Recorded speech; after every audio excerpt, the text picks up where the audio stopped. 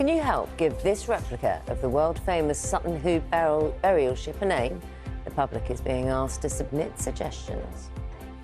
The charity building of a replica of the world-famous Sutton Hoo burial ship is asking members of the public to suggest names for the vessel ahead of its launch in spring 2027. The boat was believed to be a burial chamber for Anglo-Saxon kings and lay undiscovered for centuries in the Suffolk countryside. Our reporter Joe Black has been to see how it's taking shape.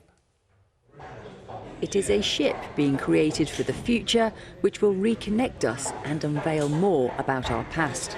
In just over a year, this reconstructed 90-foot-long Anglo-Saxon vessel should be complete and ready to grace the water.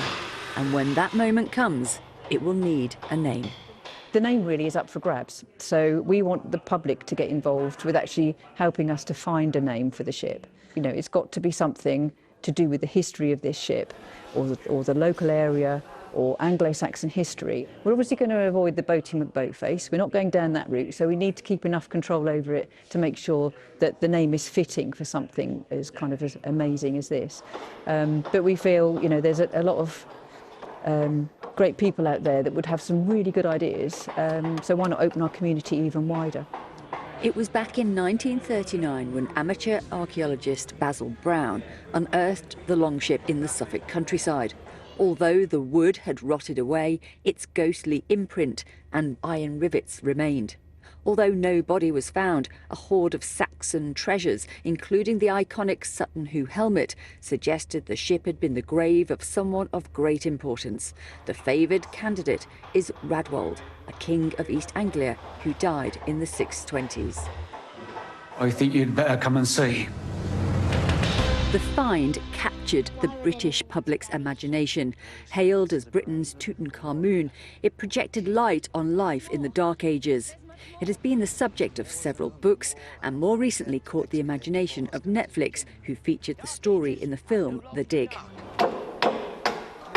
Since 2021, a team of volunteers has been working to turn that imprint uncovered in the ground into a real-life ship, staying as close as possible to the techniques used hundreds of years ago.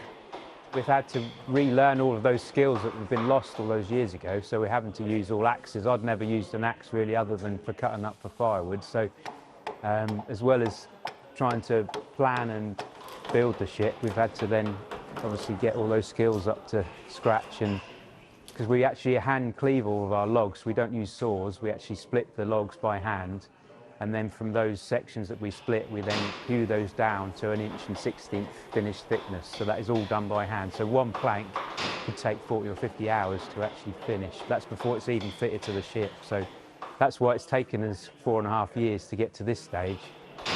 Around 180 people are involved in the project from all kinds of backgrounds. Former engineers, electricians and forensic scientists can now be found perfecting their woodwork skills. The youngest volunteer is 16, the eldest is 93. And whilst most people are local, some travel from further afield.